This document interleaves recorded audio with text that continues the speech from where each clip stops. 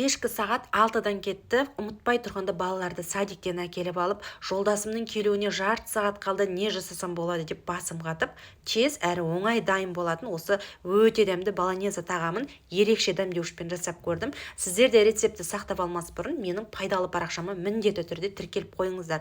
Алдымен пиязымызды қызған майда қуырып, фаршты салып, тағы да қуырамыз.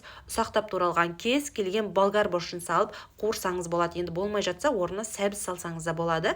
Дәміне қарай тұз, қара бұрыш саламыз және тағамның керемет дәмін келтіретін, менің барлық тағамға үнемі қолданатын осы чонгустамның халал дәмдеуішінен де 1 шай қасық толтырып саламыз. Дәл осы видеода көрсетілген номерге хабарласып, осы дәмдеуіштерге заказ беріп алсаңыздар болады. Көлемі де өте үлкен. Енді осы соусын дайындаймыз. Аздап болгар бұрышын, қызанақ және чеснок салып, барлығын блендерден өткізіп, фарштың үстінен қойып араластырамыз және